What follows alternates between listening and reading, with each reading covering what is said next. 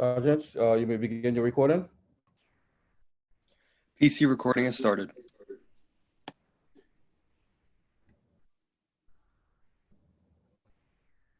Cloud recording is good. Backup is rolling. Thank you. Sergeant Polite, you may begin with your statement. Thank you. Good morning and welcome to the remote hearing on cultural affairs, libraries, and international intergroup relations. Will council members and staff please turn on their video at this time? Once again, will council members and staff please turn on their video at this time? Thank you. To minimize disruptions, please place all cell phones, electronics to vibrate. Send your testimony at testimony@council.nyc.gov. Once again, that's testimony@council.nyc.gov. Chair, we are ready to begin. Thank you. Good morning, everyone, and welcome to today's hearing. I am Councilmember Jimmy Van Bramer, and I'm chair of the Committee on Cultural Affairs, Libraries, and International Intergroup Relations. And not being in the chambers and having a gavel, I will formally gavel us in using this beautiful owl, which is from my alma mater, Bryant High School in Queens. So we are formally in session. So libraries, of course, are the most democratic and one of the most important institutions that we have in this world. And the onset of the COVID pandemic has not only revealed the extent to which people rely on libraries, but in this moment, where people are desperate for some sense of normalcy, stability, safety, and also craving information about the virus, what's happening in their world and in their community. And while libraries are not as open physically to some, they continue and have always continued to provide invaluable services in every way they could possibly imagine providing those services. And that's part of why we're here today. The libraries, over the 11 years that I've been the chair of this committee, have provided testimony on a wide array of issues, serving the incarcerated, the census, the budget, technology, but rarely have we had a hearing as consequential as this one. We haven't had a hearing solely dedicated to libraries and library services since before the pandemic essentially closed the three systems when in the second week of March, we all understood the severity of the situation. And I want to praise the library systems for their concern and caution for their staff members and for the public that they serve in acting quickly and responding to the moment that was incredibly challenging for everyone. And what we are interested in learning today is what happened and what has been happening since that awful week when we realized the wave that was about to crash over all of us. And how have libraries, which are and always have been brilliant at reinventing themselves and figuring out new and better ways to deliver information and services and programs, doing that in this particular moment in time. And how are we meeting the needs of a public that is home more, not working as much as they were because so many are unemployed, hungrier than ever because so many are food insecure, people who are losing or in danger of losing their apartments, and people who are desperate for information about COVID, and of course, the city and its people looking for more and more places to get tested for free in a place that is safe and welcoming and familiar to them. So I know, because I've participated in several programs at the Queens Public Library, that while some of it is remote, we're still doing Drag Queen Story Hour, we're still having Friends of the Library conferences, library workers are doing all they can, and of course we have the phase 1 opening with plenty of grab and go and some other limited but important services going on.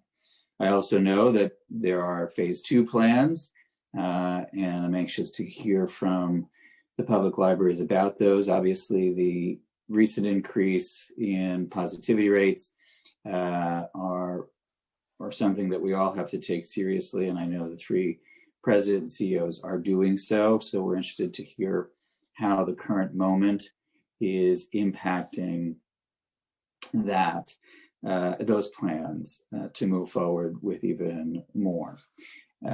These are extraordinary times, and these are frightening times for many, but it is good to see so many familiar faces. I hope you are all well, and all of your families are well as also. I want to recognize that we've been joined by Councilmember Francisco Moya from Queens. And before we hear from the president and CEOs, I want to thank my legislative director, Jack Bernadovitz, my chief of staff, Matt Wallace, the committee's finance analyst, Alia Ali, our policy analyst, Christy Dwyer, and our committee counsel, Brenda McKinney, for all their hard work on all of these things. Lastly, I will just say, and perhaps the president and CEOs will reference this, there was a cut to the library's budgets in the adopted budget in June, and there are some who are wondering just how important libraries are today, and whether or not you are still delivering the life-enhancing services and programs that you have for well over 100 years. So clearly, I believe you have and continue to do so, and you're needed more than ever. But I'm certainly interested to hear from all 3 of you about your current situation and the future, and what it looks like for you, what you're doing, but also in some ways what you are hopeful about and what you are fearful of from the city of New York, the state of New York, and the federal government. With that, I will throw it back to the moderator for some very important words of guidance on the hearing and how we're going to proceed. Thank you so much, Chair Van Bramer.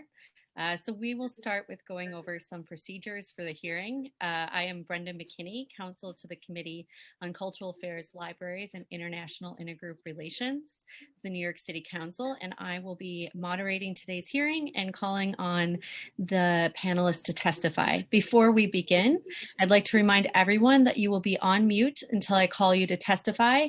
After you are called, you will be unmuted by the host.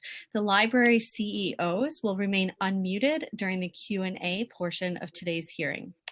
Council member questions will be limited to 5 minutes, and council members, please note that this includes both the questions and the witness answers. Please also note that we will not have a second round of questions at today's hearing. Finally, as we have not received any registrations from members of the public, there will be no public testimony portion for today's hearing. So with that, the council does not need to administer the oath to the libraries. So I will now call on the following representatives from the libraries to testify in the order that we will call them. First is Linda E. Johnson, President and CEO of the Brooklyn Public Library, followed by Anthony Marks, President and CEO of the New York Public Library, and finally Dennis M. Walcott, President and CEO of the Queens Public Library. Additionally, for the record, the following representatives from the libraries will also be on hand to testify. Nick Higgins from the Brooklyn Public Library, Karen Sheehan from Brooklyn, and Iris Weinshall from New York Public Library. We also have Brian Bannon from the New York Public Library, Shannon Sharp from the New York Public Library, Sugmo Kim from the Queens Public Library, and Nick Buren from the Queens Public Library. So as a reminder, council members, please use the raise hand function in Zoom if you'd like to ask questions or speak. And with that, President Johnson, I see that you are ready and you may begin your testimony when you're ready. Thank you so much. It's nice to see all of you. I have to say I miss being flanked by my colleagues sitting at the table in those uncomfortable chairs. I even miss those chairs and the portrait of George Washington and his horse, which always makes me smile. Thank you, Chair Van Bramer, for giving us this opportunity to testify. We've been running since March with our hair on fire and organizing our testimony and thinking about all that we've accomplished since March is both heartening and heartbreaking. And I'll explain more, but we deeply appreciate your support and the opportunity to talk about the work that we've been doing. Certainly a lot different than the last time we testified. So thank you, Chairman Van Bramer and members of the committee, Majority Leader Cumbo and our Brooklyn delegation, and the entire City Council for supporting New York City's libraries throughout this extremely challenging year. We deeply appreciate your efforts to ensure that Brooklyn Public Library can continue to deliver services to the 2.6 million residents of our borough. This March, we were reminded just how essential our services are. For the first time in our history, our 124-year history, we were forced to close our doors, knowing how many patrons depend on us and how desperately they need the services and the community we provide. We found new ways to serve. With extraordinary speed and solidarity, our librarians and staff, and in particular, our information technology team, transformed Brooklyn Public Library into a largely digital institution. Between mid-March and September, we hosted more than 4,000 programs online with the same breadth as our in-person programming and the same aim: to foster literacy, civic engagement, and social justice. For example, our 28th Amendment initiative, which was originally slated to be held in our branches as well as schools and senior centers and homeless shelters, pivoted quickly to 32 Zoom town halls, where hundreds of Brooklynites brainstormed the next amendment to the Constitution. We created new programs in response to our community's needs. Energized by the Black Lives Matter movement, Brooklyn Public Library has prioritized programs that foster dialogue about race and social equity and that center Black and Indigenous writers and thinkers. All told, more than 700,000 people have tuned into BPL's virtual programs, from Ready, Set Kindergarten to homework help for remote students, to Know Your Rights workshops, grief support groups, and personalized job assistance for those who found themselves suddenly unemployed. In the first 4 months of the pandemic, 146,000 children tuned into our multilingual story times and our free high-quality content featured by MoMA and NBC Today. They continue to be in high demand. The demand for programming has been matched by the demand for books. Between March and June, E-checkouts for young adult materials increased by 80% compared to the previous year and nearly tripled for children's materials. To keep pace, we dramatically expanded our digital collection, which now contains more than 400,000 ebooks, audiobooks, videos, and subscriptions. We also pledged to ensure that our collection as a whole reflects more Black and Indigenous viewpoints. As proud as we are of meeting so many of the needs so quickly, we remain painfully aware that we are leaving behind hundreds of thousands of Brooklynites who do not have access to the internet. The pandemic has widened the digital divide in our city. Before March, Brooklyn Public Library was the largest provider of free internet service in the borough. And even as we closed our doors, we decided to keep the Wi-Fi on at all of our branches throughout the pandemic. With more than 1,000 people gathering outside on a single day to try and catch the signal coming through our windows and doors, we became more committed than ever to acting and advocating for more equitable access to broadband. Last month, with the support of several private funders, Brooklyn Public Library launched the Brooklyn Reach Project, which will extend free, unlimited Wi-Fi 300 feet from our branches via new rooftop antennas. Antennas have already been installed in neighborhoods with the highest need: Brownsville, Bushwick, Coney Island, and Fort Greene, as well as Red Hook and Flatbush, where we have been able to configure outdoor library spaces with furniture loaned from the Department of Transportation. The antennas will ultimately be installed on 44 branch rooftops across the borough, enabling more Brooklynites to submit online job applications, complete their schoolwork, check out library books, and much more. Alongside the dramatic expansion of the library's digital services and Wi-Fi signal, Brooklyn Public Library has begun to gradually reopen our branches. The safety of our patrons and staff are paramount to us, and we followed the guidelines and recommendations of leading public health authorities, as well as other urban library systems and our Tri-Li partners, to develop a comprehensive, multi-phased reopening plan. In June, our capital planning and facilities management team and custodial staff worked together to reconfigure workspaces and implement new cleaning, ventilation, PPE, and workspace distancing protocols. All Brooklyn Public Library locations, apart from those under construction, are now open to our staff so they can perform inventory, collections, and reference work and produce on-site virtual programming. As of this moment, 27 of our libraries, including Central, are now open to the public for grab and go lobby service. One individual or family at a time can enter the library to return and pick up books. Since reopening, we've welcomed nearly 200,000 Brooklynites back into our branches and helped patrons check out more than 120,000 books, with far more on hold. We have also hosted limited outdoor programming. Our open air Ask a Tech sessions provide free tech assistance in multiple languages outside branches, which has been especially important as the pandemic has forced so many of us to adapt to new technologies.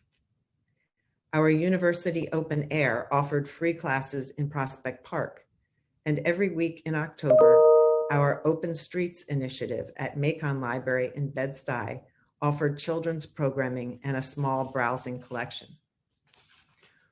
While closely monitoring the number of COVID cases in Brooklyn and across our city, we are preparing to open 7 branches for further services, including first floor browsing, limited computer and printer use, and reference assistance. In those zones and elsewhere in Brooklyn, the library has partnered with the New York City Health and Hospitals Test and Trace Corps. A test and trace grant has allowed library staff to distribute 270,000 masks and reach more than 19,000 Brooklynites with information about essential resources such as free testing sites and emergency food relief. We have begun to hold weekly virtual health fairs in order to help our patrons navigate the constantly evolving information regarding testing sites, insurance coverage, and more. The Test and Trace Corps used our Williamsburg and Borough Park libraries as PPE and information distribution sites and offered outdoor pop-up COVID testing at Pattergate and Brighton Beach libraries. And we are ready to leverage more of our branches as needed. Throughout the crises, the library has endeavored to be as a reliable partner to the city. Early in the pandemic, when PPE was scarce, we worked in partnership with Columbia University to print face shields for healthcare workers using 3D printers from our branches. We partnered with the NYC Emergency Management and mobilized staff to offer 5 branches to act as cooling centers over the summer. On primary day in June and election day in November, 18 of our branches served as safe polling sites for Brooklynites exercising their right to vote. In partnership with the city's anti-gun violence employment program, Brooklyn Public Library hosted a 6-week intensive virtual summer program for 14 to 24-year-olds residing in Brooklyn, specific NYCHA developments. We delivered more than 13,000 summer reading books and activity booklets for children and teens to the Department of Education, as well as schools, homeless shelters, and child care centers. We recently partnered with the Department of Corrections to provide incarcerated New Yorkers with a virtual library via tablets, and with the city's Department of Youth and Community Development to host learning labs. At 6 of our branches, K through 8 students will be able to access remote learning and enjoy an enriching environment when they cannot be in school. As you know, the vast majority of our branches sorely need capital improvement. We are extremely grateful to the council's support on that front and hope to make progress as soon as these construction projects are again underway. Fortunately, we have managed to forge ahead with a few self-managed projects, including the new Greenpoint Library and Environmental Education Center, a stunning model for the libraries we are working to revitalize across Brooklyn and for 21st century libraries across the country. We also recently launched the Center for Brooklyn History at Brooklyn Public Library, which will allow all New Yorkers free and open access to the most expansive collection of Brooklyn history in the world, as well as former Brooklyn Historical Society building in Brooklyn Heights, which will soon open for grab-and-go library service.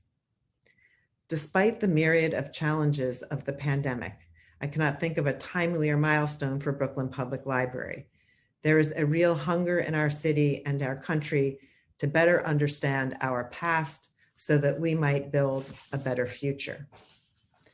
As we build that future, more equitable, more cohesive, more sustainable, libraries stand to play a vital role.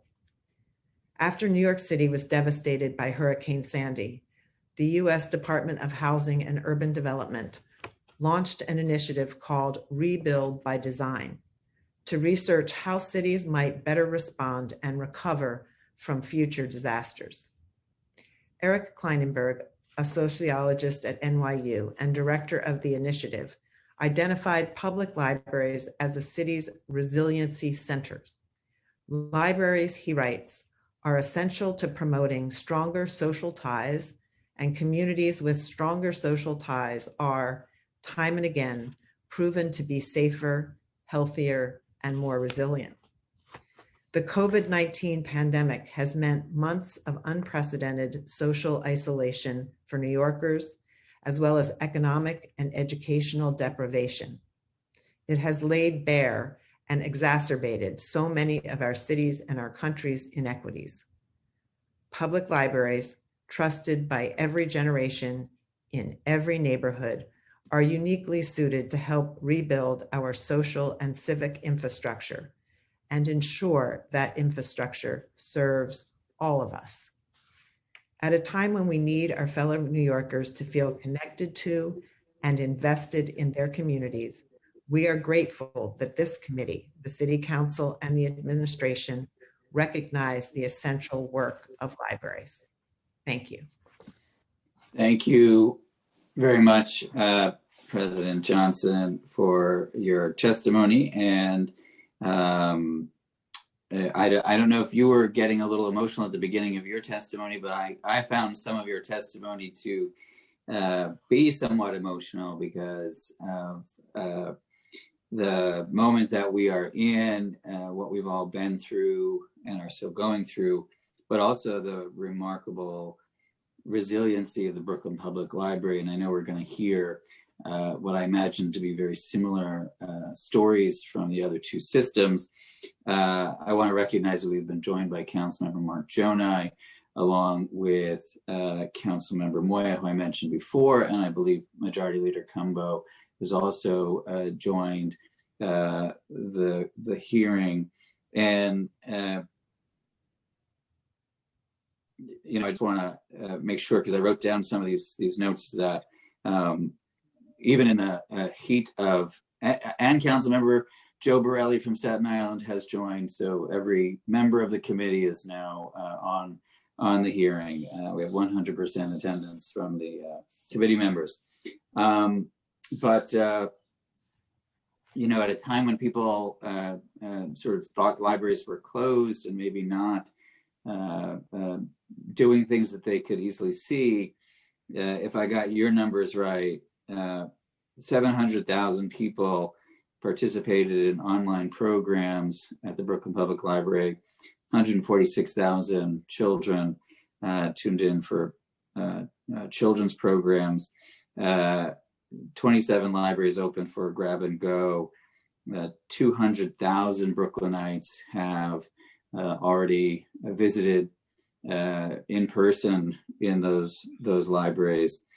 Obviously, you have 7 more sites going, hopefully to open soon, and maybe even with some more services offered. And you printed face shields through 3D printers when we needed them, and some testing sites. Some libraries used as testing sites and PPE distribution centers. 13,000 children benefited from summer reading materials and learning labs and incarcerated virtual libraries. All of that while we were in the midst of a pandemic. And, you know, that made me emotional at various points listening to you testify. And I hope that both the members of the council and the administration, and of course the people of the city of New York, hear all of this and understand the breadth of activity that's going on at our public libraries, even if it looks like your neighborhood branch isn't open for public service in the way that it once was before the pandemic. So I'll have more questions, but I did just want to say that's an incredible amount of work that's going on. And obviously the staff of the Brooklyn Public Library deserves so much credit for doing that courageous work during a pandemic. Yeah, thank you, Councilman. I'm glad you mentioned the staff, because there have been people who are just, you know, as I said, you know, working nonstop, hair on fire for all these months. And they're doing it because it's painfully clear to us that the pandemic has actually made the most vulnerable among us that much more vulnerable, that much further behind, that being on the wrong side of the digital divide is that much more devastating, as children aren't able to learn at the same rate with the same resources as more affluent children. And the staff has been extraordinary, and they're doing it because they believe so deeply in the work of the library. And I'm very fortunate to be supported by such a terrific team. Yeah, thank you for saying that. And before the council throws it over to Tony, we also know that COVID has affected disproportionately Black and Brown communities, immigrant communities, communities with fewer resources, and COVID is laid bare for many who weren't previously aware just how disproportionately affected these communities are. But while some institutions are playing catch up, and all institutions could do better, I feel like libraries have been there to provide some of these services to folks who don't have a lot of money, who may be undocumented, long before others discovered in this moment that there were incredible disparities in our society. But libraries have largely always been there. We could always do more, we could always do better, but libraries have been there. So with that, Council, do you want to call on President Marks, or is it suffice to say I'm calling on President Marks to deliver his testimony? Chair, it's suffice to say. You can also call us. Thank you, Mr. Chair, and the members of the committee for your support of libraries in the past and today. So obviously, first things first, the pandemic means we have prioritized health and safety of our staff and patrons. That's just, absolutely number one. We'll come back to that. In spite of the closures that we've had to all endure during these times, these physical closures, we have clearly, as you've heard in Brooklyn as well, of course, maintained our commitment to provide the public with equitable and accessible services. A lot of that is now virtual. So we saw 45,000 new library cards sign up through our Simply E app. We've had 2.1 million digital checkouts since closure, 65,000 new users just of our own app for ebooks, Simply E. Database item requests close to 1 million, 25,000 holds. It's just been extraordinary to see my colleagues really, remove all the constraints and offer everything that we can digitally. That includes wellness, housing, food security information, educational programs. For instance, Tech Connect continues to teach coding, website development, Microsoft Office. People try to bring their businesses back or try to create businesses. We've got career services that include online job training, one-on-one coaching for interviews, templates or resumes. We've supported distance learning for parents, caregivers, students, and educators, of course. So for instance, this summer we distributed 40,000 book kits as part of the summer reading. Research library, scan and deliver. You can request any document and we'll send it to you, as well as having negotiated but not yet launched publicly what will be a research ebook collection available to anyone in the world that will be the largest ebook collection ever, something in the area of 3 to 4 million volumes. And that has already begun to be used. In the meantime, massive increase of our data, of databases. As I said, close to 1 million database requests. We've used the research library as well to pump out what people are so eager for. So for instance, when the George Floyd horror and everything that has brought to the surface that we all have known was there, but has been brought to the surface, we, working with the Schomburg, launched the Black Liberation Reading List. We've done more of those around voting, around all the issues that everyone has been confronting. And it's just been remarkable.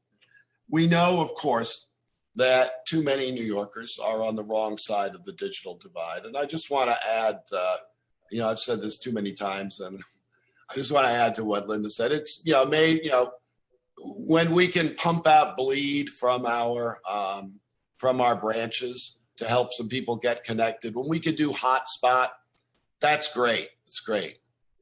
But I'm sorry, this is 2020. The fact that we live in the information capital, the financial capital of the world, and millions of New Yorkers simply can't go to school now, do their schoolwork, do their jobs, apply for jobs, because we don't believe that's a minimum basic utility we owe the citizens. So, sorry, just sidebar, listening to Linda. We can have this testimony. We can talk about whatever we want, but, we have to solve this problem. This is a fundamental failing of this city at this point to provide the basic services that we need the city to provide for us to be able to do the work that we need to do. That could not be more clear now. Sorry. No, don't apologize. I think it's so we know because of that, the physical work that we do is all the more important. So we moved to phase one with the grab and go. We're over 50 locations. Just to bring you up to date, last Monday, we moved the research library and 14 locations to what we called phase two, which was adding browsing and computer use. That actually was going smoothly. We had worked for months for that. By the middle of the week, or towards the end of the week, it became obvious that the numbers in Staten Island were going very much in the wrong direction. We moved the three phase twos in Staten Island back to phase one, so we didn't stop, grab, and go. And unfortunately, we concluded that the numbers were consistently going in the wrong direction and decided to move all of our phase two services after only a week back to phase one for now while we continue to track the caseload. Again, playing it safe. Very frustrating for all involved. We've proved we can do phase two. We're ready to do it again. We're waiting for the numbers to give us the confidence that we can do that. But whatever level of physical services we provide, we are absolutely doing everything we can to ensure the health and safety of our patrons and staff. Tony, can I just interrupt 1 second? Just because you mentioned, and I don't want to lose this point. Do you have a level of positivity number in mind in terms of what would allow you to continue with phase two? Is that something that is? We use lots of different metrics. We obviously have been taking a close look at what has been condensed into the yellow, orange, and red notifications. The yellow is what focused our attention, if you will, in the Staten Island situation, and as we saw other areas, particularly the Bronx, moving in the same direction. We've said we won't use a single metric. We have lots of experts on this, AirTech. We will talk to everybody. My view is we should have the expert advice, and we should always be what I call a half a step more conservative than the expert advice. If we make a mistake on the side of erring on safety, I'll live with that. We'll live with that. Okay. Anyway, but we are doing everything to make sure that everyone is safe. We've had no instances of transmission into among the library or from the library. We know obviously that the ultimate goal is to have all of our libraries back fully up and functioning. The reason, as we chose the facilities more than half to start with in terms of grab and go, of course, we looked at ADA accessibility, proximity to other libraries, staff availability, where we're making accommodations, for instance, for staff who have kids that are at home and not in school, ability to implement safety protocols, construction, as well as offering our branches for testing and other public needs, learning labs, etc. On the capital front, the crisis resulted in the halt on all capital projects in March, including 62 active capital projects. Since then, 16 of those projects have been restarted. We continue to work with the city's Office of Management and Budget, as well as DDC. We look forward to having all these projects, particularly our Carnegie restorations, back on track just as soon as we can. Look, it's been an amazingly difficult and challenging year. The libraries, our colleagues have really, stepped up to the plate.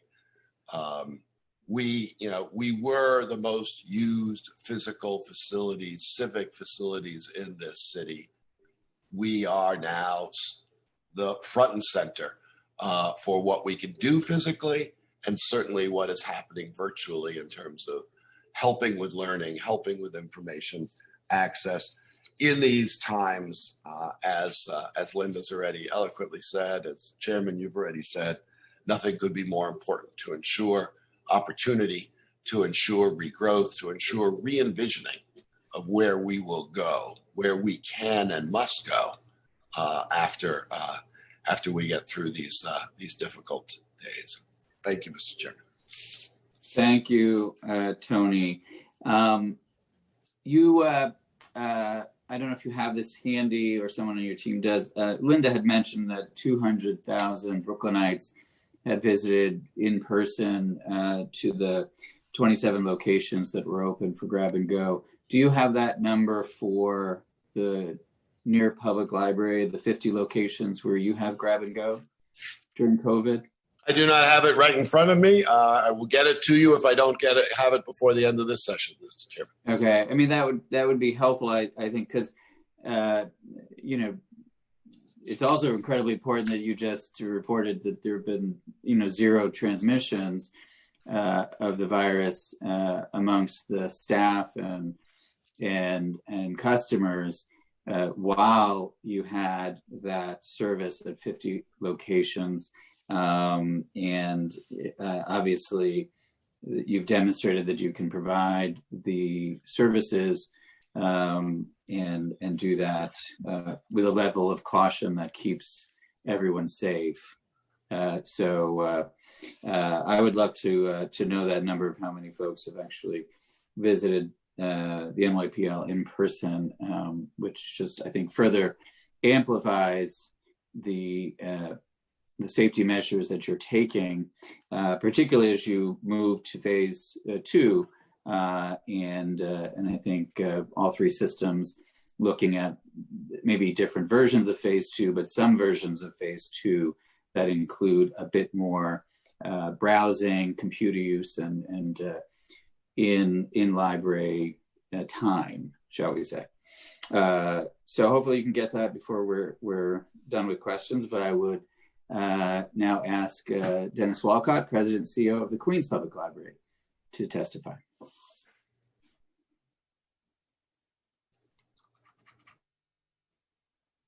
You have to unmute yourself, Dennis. Again, there we go. Yep, There we go. I'm here. So first, good morning to you, Chair, and to all the members of the council, to the speaker, and let me thank you for all of your support, not just this year, but over the years. And just to give you that number from the beginning, it's 278,000 people who have come through our doors for a variety of different services. And I'll go into more detail in a little while, but Thank you. both with Linda and Tony, I think they capture the true passion of what we've been doing throughout 3 systems. One word I want to add before I give my formal testimony is the word nimble.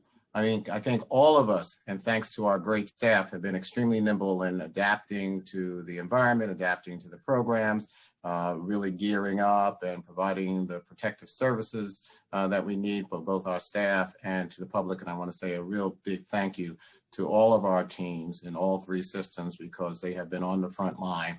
And recently at an all-staff gathering, virtually, I complimented, I think, the unsung heroes who are part of the teams, because a lot of times you see the people who are in the public, but our custodians have done an outstanding job, and they are the ones who are going constantly to the libraries to make sure they're clean, making sure they're ready for the public.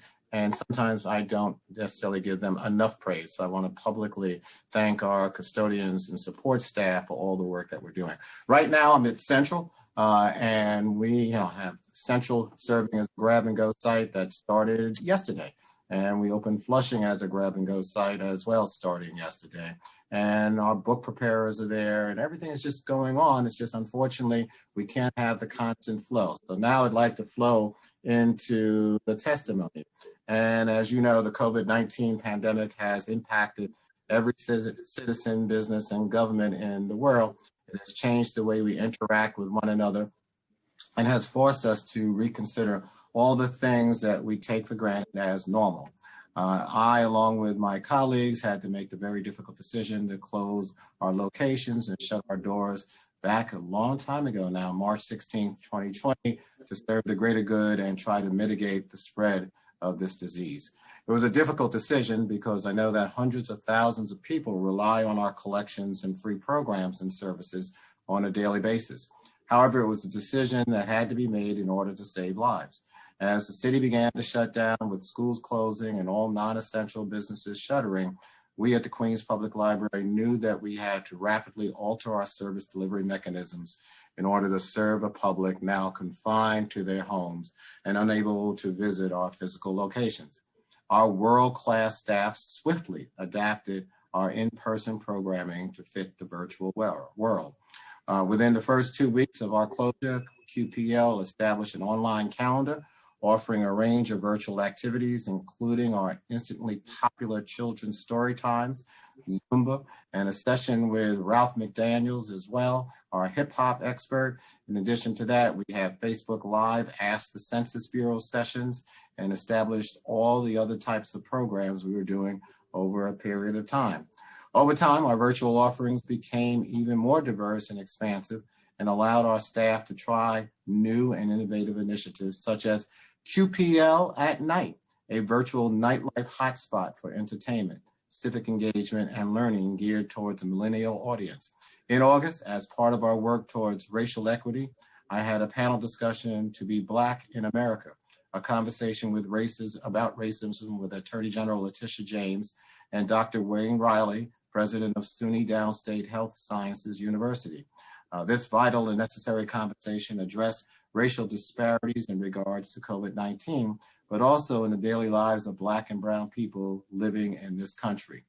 We partnered with BrainFuse, one of the nation's leading online tutoring providers, to provide access to free homework help, including live online tutoring and test prep in a wide range of subjects for K-12 students and adult learners.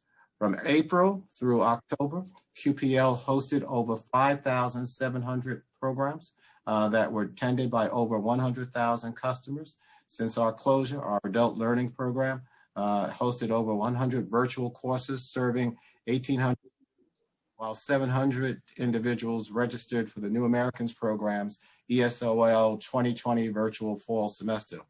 With everyone at home, the library swiftly added over 25,000 ebooks, e-magazines, audiobooks, and videos to our digital platform. Within the first 6 weeks of our closure, ebooks and e-magazines had a circulation increase of over 104%. As we move to a more virtual world, however, it laid bare the disparities that had been talked about earlier in regards to the broadband connectivity in the local communities we serve. In certain areas, such as in Southeast Queens, approximately 43% of the households are without broadband access. QPL serves as a critical lifeline for individuals who do not have these services and technology in their homes. Our customers rely on our free Wi-Fi services for a plethora of reasons, such as to stay connected with families and friends, to pay bills as well, and to make sure that they attend school remotely and satisfy other educational needs.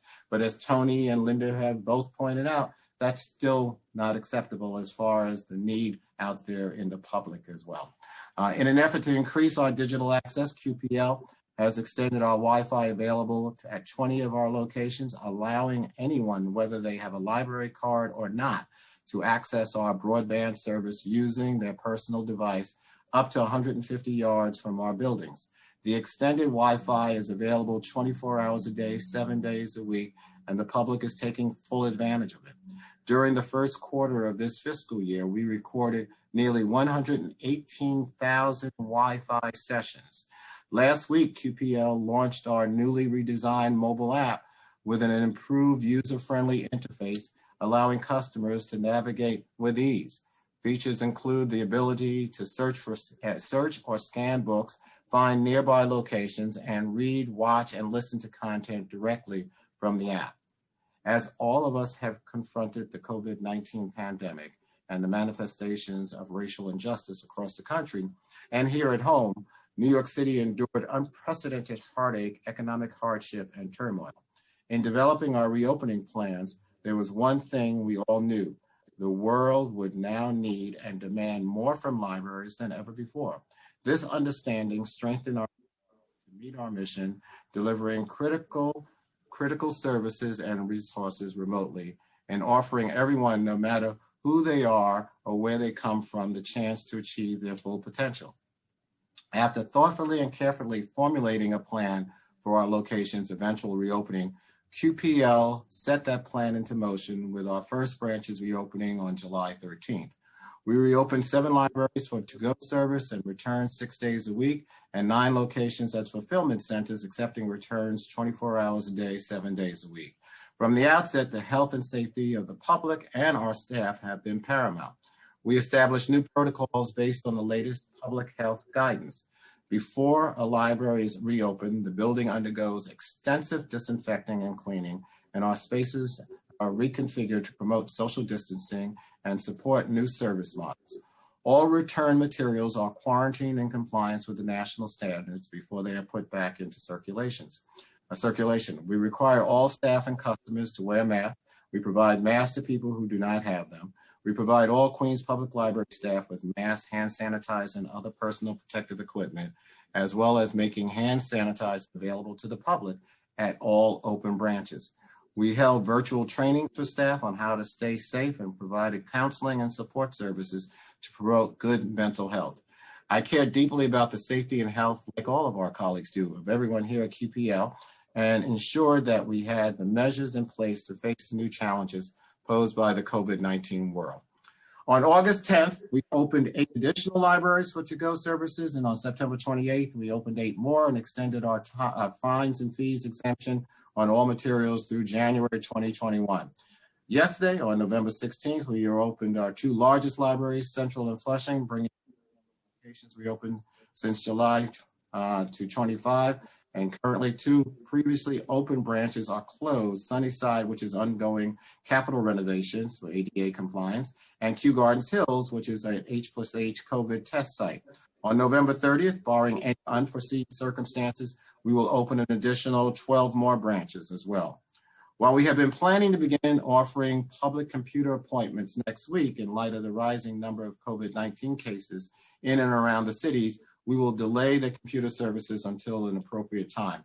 As Tony indicated, we'll use a variety of measures to determine when we're ready to do that. And we're continually monitoring and assessing internal and external factors and remain nimble and responsive to the evolving public health situation. While undergoing the arduous task of safely reopening, we have remained engaged with the city and continue our excellent partnership with the administration. We have always been there for the city and as it has needed us. And as stated earlier, we knew we would be needed now more than ever. Operating under the stress of the pandemic, we successfully conducted early voting at our Jackson Heights location in June, and November operated 13 other polling locations on primary and election day and served as cooling centers for the public, and have had 5 of our locations serving as COVID-19 testing sites, where we've had over 10,000 people come through our library doors for testing as well. As you know, with our partners at Brooklyn and New York, we've also done a lot of outreach around census work as well, and had our census teams working in conjunction with the city to make sure that here in Queens, we contributed to a 2 percentage point increase in our borough of self-response, and when compared to the 2010 census. We always stand ready to serve the public, and will continue to do so for as long as we have the capacity and resources. Libraries are trusted entities, and we're also working with the city in developing learning labs as well, which people turn to on a regular basis. And we strive towards making sure we continue to be vibrant, informed, cohesive, and working with our staff as well as our public to make sure we provide the necessary supports and services and information to make sure people are well informed. And with that, Mr. Chair, I want to thank you, the members of the council, and also through our Tri-Li partnership, which I can't thank enough for the teamwork that we do, both with Linda, Tony, and I talking on a regular basis, our teams at various levels talking, and having weekly meetings of Tri-Li and making sure that we are coordinated in our response. Thank you, sir. Thank you, Dennis. And of course, I know all of this as the chair of the committee, but I think it bears repeating for all of those who are watching and who may see some form of this, that the libraries played a key role in the census drive here in the city of New York, and it could not have reached the level of success that it did without our public libraries being crucial partners in that effort.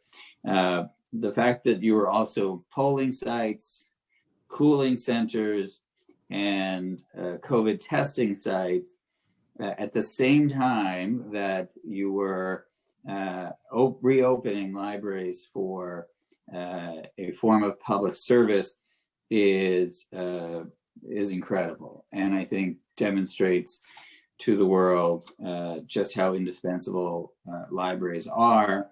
And I hope that everyone remembers what you have done, what you are doing, and what you will continue doing as we go through further phases of this pandemic and hopefully towards an end to it when we do talk about the budget issues of the city of New York as it relates to public libraries. That we need you now more than ever. You have come through for the city of New York more than ever, and are literally saving lives. Dennis knows this because we talk. I get tested every 3 or so weeks because I interact with so many members of the public, and I am a caretaker of my nearly 81-year-old mother. And so I have used the Far Rockaway, Kew Gardens Hills, and Lefferts libraries as rapid testing sites. And it is brilliant to see our public libraries used in that way. And while it's a very different experience going through the library and not seeing what we would normally see, I know I'm grateful, and certainly they're being used. A lot of people are going through those libraries as testing centers. And just to go back, Linda had 200,000 in-person visits. You had almost 300,000 in-person visits. Near a public library has more locations, and so I'm going to guess that their number is a robust number. And Tony, if you have that number, feel free to interject. If not, I'm just going to say that you're probably close. You can unmute yourself. And the number we had as of until through September was 200,000. We don't have the October number yet, so my guess is it'll be in the 230-ish thousand. We'll get right to you. Yeah. So I mean, if in the middle of this pandemic we've had 700 750,000 people in person visit a public library, it just talks about how desperate people are for the information and for that connectivity to a place that they trust so much. And the fact that you've been able to do it safely. Tony mentioned that there's been no transmission at the NYPL. I'm hoping that Queens Public Library and Brooklyn Public Library have had similar experiences with safety in terms of staff and public. So at Queens, we had a security guard who had a family member who tested. So we put our protocol in place and then moved the folks out of that while we did a deep cleaning, but we haven't had any positive cases of our staff directly. But again, I think part of what we've been able to do, and I think this is part that council member, you definitely would know, what we've set up is basic pods of staff where we have various teams of staff in place. So if someone should test positive, then we'll move that entire team out, shut down the library, do the cleaning, but then have a second team come in place, which has provided, I think, a very more complex, but a more safe system of staffing and dealing with how we staff our libraries now. So, but we've been lucky in that regard as well. Linda? You're on mute, Linda. Can I just say, while Linda's unmuting, that we had no transmissions. We have had 7 staff members come test positive for cases, and we've used exactly the same protocols that Dennis described to ensure that there would be no transmissions. Quarantine, separate shifts, et cetera. In Brooklyn, and sorry about the muting problem, there's always someone who does that. I hate that it was me this time.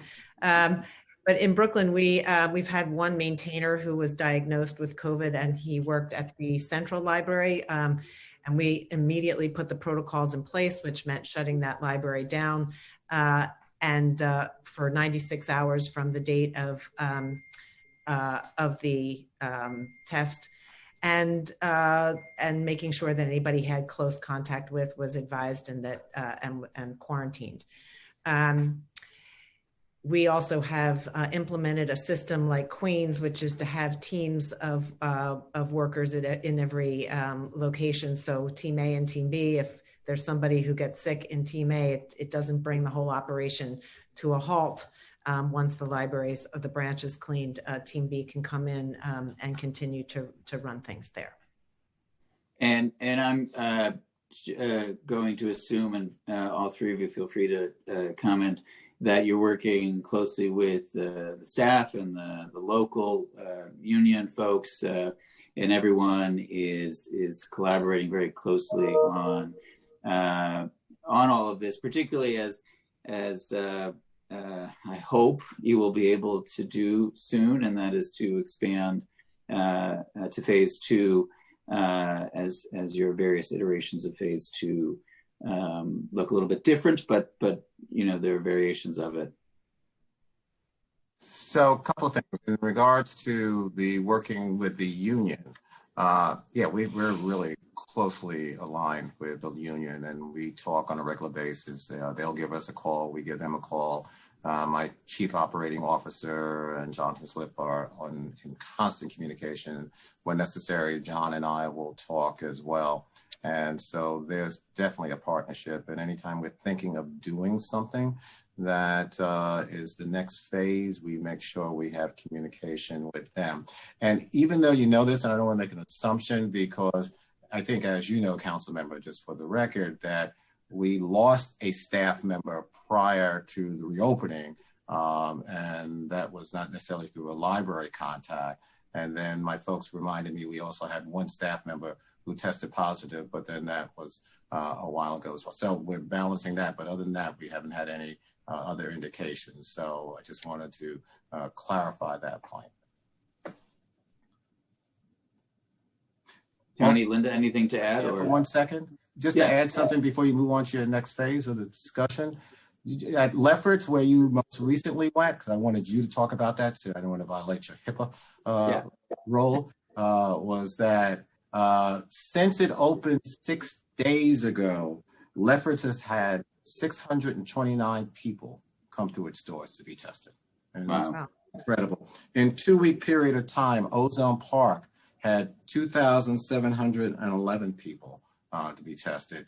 And what's different with Windsor Park is solely the regular test site, whereas Kew Gardens Hills, Ozone Park, and Lefferts have been both regular tests as well as the rapid tests, and having the support services there through contact tracing if anyone should test positive in the rapid test, and then there's an immediate social worker there and other supports. So it's really taking a look at how we can partner, as all of us have indicated, with the city, whether through learning labs and others, to not just do what we normally do, but to make sure that we're located in communities that have higher impact issues that have to be addressed as well.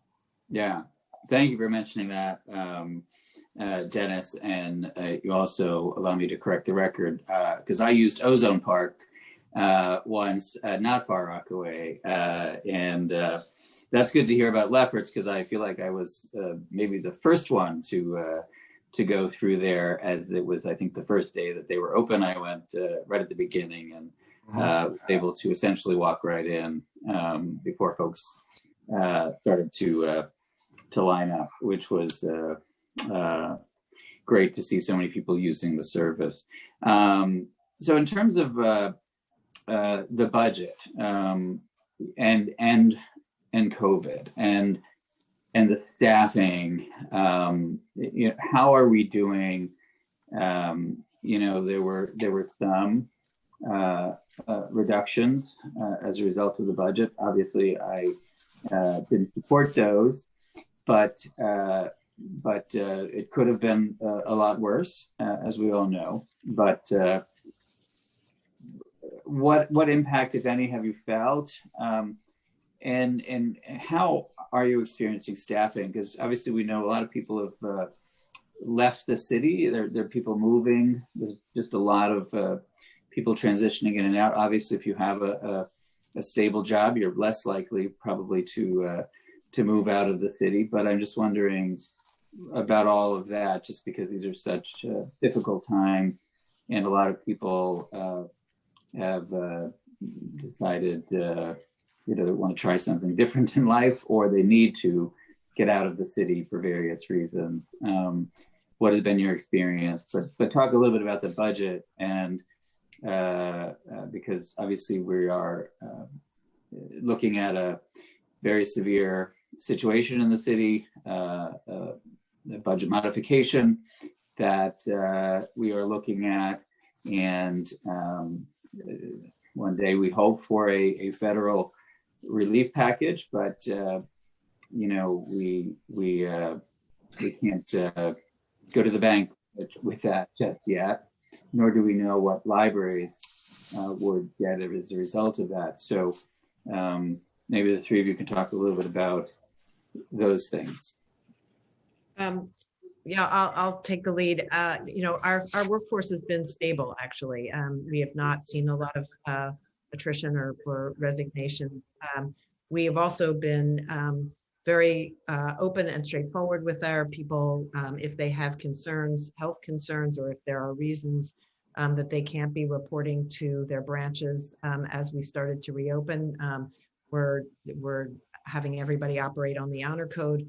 And because we're not at a full complement yet, we've been able to manage. Of course, with the opening of each additional branch, we have less and less leeway. And because we have more limited hours, we're also sort of in a position right now where we're not stressed in terms of staffing. And there's really, when I am around and talking to people who are working in the branches, the concerns are as much about the commute as about being in the library. I think it's actually more about the commute than actually being at work. I find that staff is actually eager to be back at work and being productive and helping and doing the work that they love to do. I think as the weather continues to get colder and there's less we can do outdoors, that will also pose some challenges. But our priority, as I said at the outset, is to keep everybody safe and healthy. That's our staff as well as our patrons. And I think we've demonstrated that priority to our people, and that's led to an environment where on that front we're trusted, which is great. In terms of the budget, right now we are managing because we are not at full complement of open libraries. We are very concerned about the future and when we are able to resume full operation, and I'm worried that we won't have the resources to maintain the schedules that we've been able to put in place, thanks so much to the city and council support in recent years. Yeah, just to pick up on Linda's point, it's basically the same with QPL. I think that we've been able to manage fairly well. Obviously, a lot of expense went in the beginning around the purchasing of the PPE equipment and outfitting the libraries to make them safe for both the public and staff. So there was a lot of initial cash outlay in that particular area, and also the utilization of city council money to help with increasing our ebook and e-material purchasing as well, to make sure we had stock available for the public to take advantage of. We've noticed some retirements. I'm not sure if they're trending any higher than normal, but again, I think as Linda articulated that, with the number of buildings that we have open and serving the public and some of the staffing models we've been able to put in place, we've been able to balance both the budget and maintaining our staff. And again, in partnership with the union, we've been able to identify particular needs and trying to respond to that as far as what needs they may have identified that we need to address as well. So that, from a staffing point of view, has allowed us to have, I think, the richness and diversity of the offerings that we've been able to make for the public, and also the staffing models we've put in place as well. But again, with the staff that are operating from home, they will rotate in as well. We've assigned computers to all of them with VPN availability to make sure they're able to connect with the library. And so we've been able to do that, I think, balancing act in a way that allows us to continue the services and expand the services. I mean, I'm chomping at the bit for us to go to that next level. And as Tony indicated with his frustration, and he sent us a text on his frustration when he had to move back from the browsing, but we're looking for that next phase. We want to continue to increase our services to the public, both through computer services, some ideas we have around printing services, and making sure that the public is able to take full advantage of the buildings that we have. Happy to. So in addition to what Dennis and Linda have already said, I mean, look, I think the basic facts of this are we have a reduced budget. We got some cuts from the city. We rely more than our peers on other private sources. So all those endowment returns, et cetera, that all gets hit at the same time. We have increased costs. So pandemic related costs, all the security, safety, PPE, facilities work. We also have staff who we have to accommodate because they simply can't get to work. For instance, if they have caretaking situations that make that impossible. At the same time, we were disciplined. We cut 95 positions. We looked for other savings across the board and found them. That means that and by the way, I should say we are investing more in digital than we were before the pandemic. And we think that's appropriate and necessary. We haven't reduced our education expenditures. We just shifted them to virtual. We think that's appropriate under these circumstances. If you put that whole package together, and we haven't had the mass layoffs we all feared. I think we had 5 positions, full-time positions that we had to stop simply because the work couldn't happen. But we did furlough in most cases, but we didn't continue over 400 part-timers, and that really hurt. Basically we're at this sort of serving the public as much as we can physically, being safe, massively increased virtual, right? Increased costs. Basically, we're able to hold that for now, right? But, you know, if big cuts come or further cuts come, we're not going to be able to hold all that. It just, you know, it's a physics problem in the end. And, you know, that it's just, you know, if more goes, we won't be able to continue at this pace. But I think it's incredible what's been done across the 5 boroughs under these circumstances. Yeah. Well, Tony raises a good point, which I should have mentioned as well, which is that we've reprioritized and therefore shifted spending, especially with respect to digital collections and virtual programming, all of which, of course, is a way to continue to serve our patrons as best we can. Yeah. I know Majority Leader Cumbo and I think Councilmember Joe and I are still with us on the hearing, and if either of them have any questions, please feel free to chime in or raise your hand in the Zoom. I don't want to keep going. If you would like to join in the questioning of the 3 presidents and the CEOs. And I do see Majority Leader Cumbo. I'll ask her to say a few words. Time starts now. Thank you, Chair Van Bramer, and thank you all for the incredible work that you're doing in keeping the city going. I have a completely self-serving question, and Linda, you know this is coming right to you. How's my Whitman Library coming? You know, all of the DDC projects are on hold right now. We're looking forward to getting things moving again, and we're working on it. You know, and I have to say that our finance team, led by Karen Sheehan, has really been dogged about getting to the right people and pressing. We may be we may be seen as pests, but certainly worth being annoying to get these projects back online. The only projects that are currently underway are some of our self-funded projects, and I have a couple that, if you give me 1 second, that we've been able to continue because of the state of play that the projects were in when we had to when the pandemic hit. Mm-hmm. And while you're looking as well, there's another one that I just want to throw in there, Sure. just in terms of the BAM South project. Yep. Because I know that there was a lot of construction that was beginning and then ending, and beginning and ending, or stopping and starting again. Yeah, that one has been restarted just recently. Okay. All Yep. right. That's yes. Yeah, I mean, we were under a lot of pressure on that project because there was a lot of state money in that project which needed to be spent by a certain date.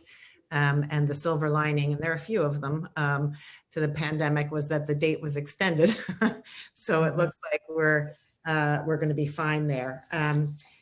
There are, we're in the process actually at Walt Whitman of selecting an architect. Okay.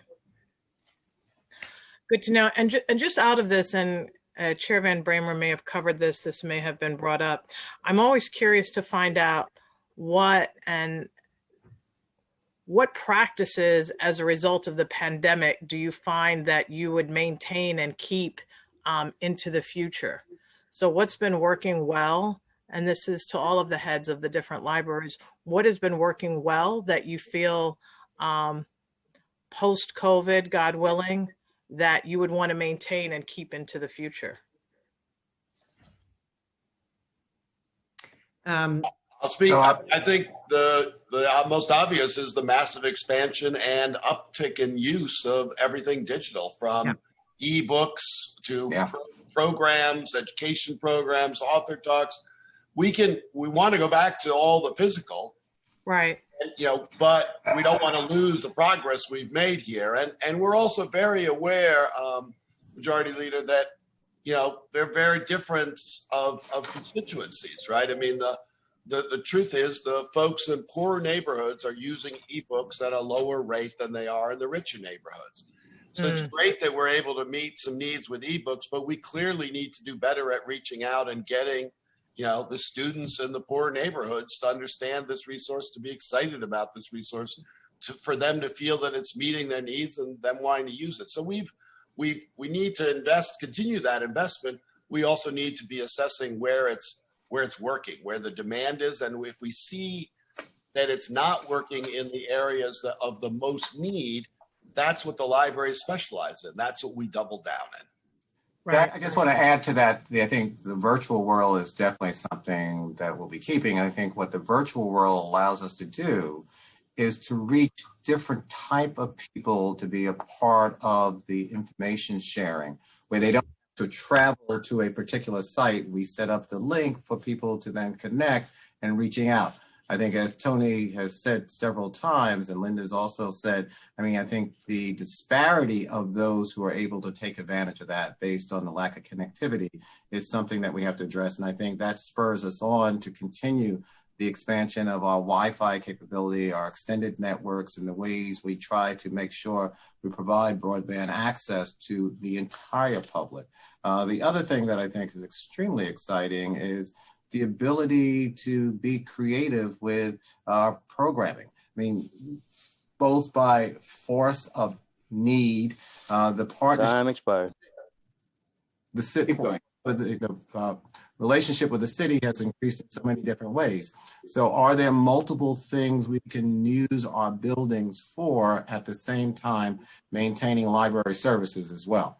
And exploring those options, I think, is something that excites me, because we've been able to produce as a result of that partnership with the city and making sure we increase different types of services as well. So that's another way of approaching, I think, building on, unfortunately, what we've had to face over the last 9 to 10 months to hopefully where we will be going in the future as far as more in-person type of services. Yeah, I'd like to just add, which there are many things that have improved in the way we operate, and we don't want to lose them. For example, attendance is way up at a lot of our programs because we're not constrained by physical space. So, for example, we have an annual lit film festival. We have an auditorium that seats 200 people. And so that's the limit in terms, or in the past, that was the limit in terms of how many people could attend a film given night.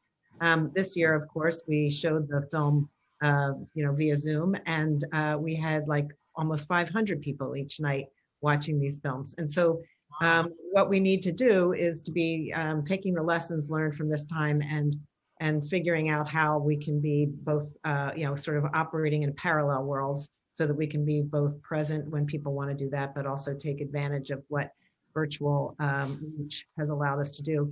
The other thing that's interesting is the way we're working.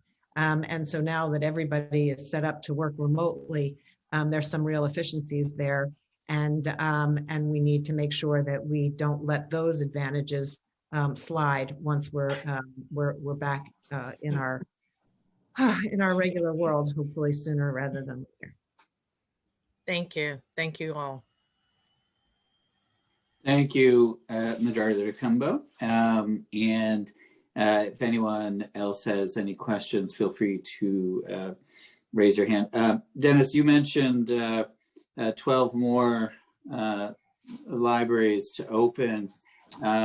Could you just tell us again when that would be ideally? Obviously, anything can happen. Obviously, we hope bad things don't relative to COVID, but when that is planned and which libraries would be part of that expansion of service in Queens? Sure. By November 30th is when we'll be opening. And I know Nick is there, and Nick and Sung can give you the specifics, but just so you know, one of them includes Hunters Point as well. So Hunters Point will open as a grab and go site by the end of this month. And so that's happening. And then just again, in your particular area, council member, chair, as you know, we opened up Sunnyside, and then we closed it down because we had the money and approval from OMB to do the ADA work and building a ramp outside, and Woodside will be going through some interior renovation as well. Then we'll be reopening that. So while Linda also indicated that a lot of our projects are on hold right now, we've had certain projects where we've gotten a little bit of money and flexibility to continue. So Steinway is in process, Far Rock is in process as far as capital work is concerned, and Glendale, we're wrapping that up, and that'll be in the beginning, well, the first quarter, maybe the second quarter of 2021. Right. And just to, if Nick or Sung want to join in, they can, they'll identify themselves first and then give the answer to the rest of the libraries. But Long Island City is still open. Oh yeah, very much so. And has been one of the first. And Broadway in Astoria, is that open? No, right? Astoria, I think, is slated to open. And again, I can stand corrected on that. I'm not sure about Broadway, so I would defer to the experts who know that better than I do. Hello, Chair Van Bramer. Nick Buron, Chief Librarian, Queens Public Library. Astoria is open, as well as you correct City, and Dennis gave away the punchline on Hunters Point, which is great. For the record, the other libraries that will be opening will be Good, East Flushing, Elmhurst, Glen Oaks, Hollis, Hunters Point was mentioned, Lefrak City, Maspeth, Mitchell, Richmond Hill, Rochdale Village, and St. Albans. And once Sunnyside reopens and Kew Garden Hills reopens as a library as well, that will bring us to 7 locations open to the public for to-go service. Thank you. Terrific. What is the timeline on the ADA work at Sunnyside? Some? That work has begun. Our understanding is about 6 to 8 weeks. So we hope that by no later than January, we'll be able to get the site back. There isn't much work going on inside, so we feel pretty confident that as soon as we get the turnover, that we'll be able to reopen to-go service. Great. Thank you for that. And just to finish up, Tony talked a little bit about this, that given the budget reduction that you did take, and given the additional expenses that you've incurred, and obviously the incredible challenges that no one could have anticipated, all of us going through, you are doing a remarkable amount for the city of New York, and really stretched thin in terms of resources. It's not like anyone is swimming in extra resources at this point. And with a budget modification, staring us down, and obviously, we will have another budget completed while we are still confronting COVID. We hope it's the last. You've been able to avoid layoffs at this point, but if you were to receive substantial reductions going forward, you would be really hurt, and your ability to stave off layoffs could be compromised. And so, maybe just talk a little bit about, what you're confronted with and what you hope happens, and what you can't afford to happen.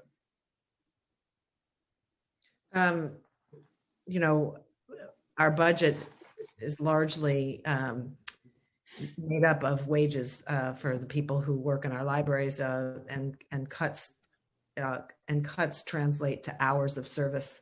The other significant portion of our budget is the collection, and so a first step would of course be to go to the collection budget to avoid having to reduce hours, but that just goes so far.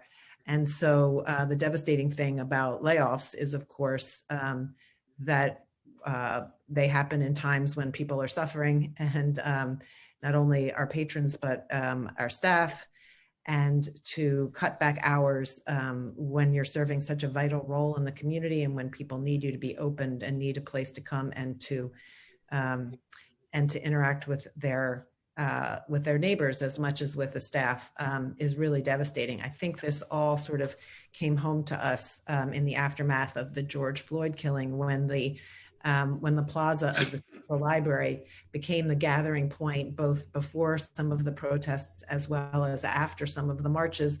And it became clear that this language that we've long used about the library as the town hall or the town square is really true. And that people do, in fact, need to come together, and that the libraries are perfectly situated to provide that function. It's what we've always done. It's an important part of who we are. And every hour that we can't be opened is an hour that we can't provide that service, not only on the literacy, education, civic engagement, all of those important programs, but just in terms of what we do for a neighborhood and providing that town square that every neighborhood needs and that every neighborhood is proud to have. And just to add to that, I mean, we are the anchor. I mean, we are the stable force. We're the information source. We're the ones who are out there, really, that people, as you all know, trust us and trust our word and trust what we do and trust the information we provide. And any type of cut then cuts into that as well. And to me, the unique balancing act that we've been able to perform as a result of the support of the City Council and you, Chair, and the Majority Leader and the Speaker, and also the administration, has allowed us to try to find that safe space in making sure we give the information are available to the public in a variety of different ways. And as we move into 2021, especially with the onset of the vaccine and what may happen in making us all safer in society, to have libraries not to be available to them or have their doors open or to limit the number of hours we're serving, I think is a disservice to the public. And the other piece that I think is extremely important as far as what we do is that we give people that information. And so when you're having debate taking place around the vaccine, when you have Black and brown communities who may not, for rightful reasons, be as trusting as the vaccine, where are they going to go to? They're going to come to the library to get information, and that is our role to do that. And then the other thing, just going to what Linda talked about around the staffing issues and the staffing patterns, it will create chaos, quite frankly, because I lived some of this when I was chancellor, and the whole bumping procedure and seniority and what it means, and bumping staff, and then all the new type of models we have to put in place that creates the confusion. And we cannot afford to do that. And so we have been very lucky. We've been very blessed in being able to maintain what we do and keep our doors open to some extent. But that will be challenged as we move forward if there are further cuts or cuts to the budget itself. I'll just, Dennis and Linda have already said it more eloquently than I can. It's pretty simple. You know, we put safety first. That costs money, right? We have prioritized not laying off our full-time staff. We know that we can't provide the same services without our staff complement. And we know from a decade ago that when we have to do layoffs, as the libraries did, it takes us a decade to recoup the morale, the expertise, the momentum. It isn't that we don't want to have to do that again. We must not do that again. Look, it's real simple. When we are back physically able is exactly when the city is going to need us the most. Mm-hmm. Right? If I'm no epidemiologist, but it's pretty obvious that when the city reopens, when the health issues, all of it reopens, and who knows exactly what that will look like and how smooth it'll be and exactly when, that's when people are going to be running to the library for, oh my God, how do I get my kids back up to speed? How do I supplement what they were doing at school or what they need to? How do I, find a job? How do I get the skills for the job?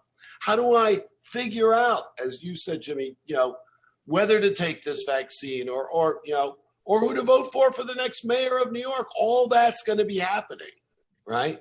We're the most trusted place. If we get through this awful period, only to find ourselves cratering in our ability just when we're coming out of it, we will double down on the pain, right? That's just, we can't do that. Please. Yeah. Well, obviously, you know how I feel about this. And before I wrap up, Linda, I just wanted to say Dan and I took a rare trip to Brooklyn. We love all three systems equally, but we have a strong preference for the borough of Queens. But we did take a recent trip to Brooklyn, and we're standing outside on the plaza and turned around and saw the giant BLM sign adorning your beautiful Central Library, and made me very happy that BPL was so visibly supporting the Black Lives Matter movement, and made the trip to Brooklyn, that much better. But we did rush back to Queens, Dennis, to make sure. Before you broke out in hives, you had to rush back to the homeland. And we love New York Public Library as well.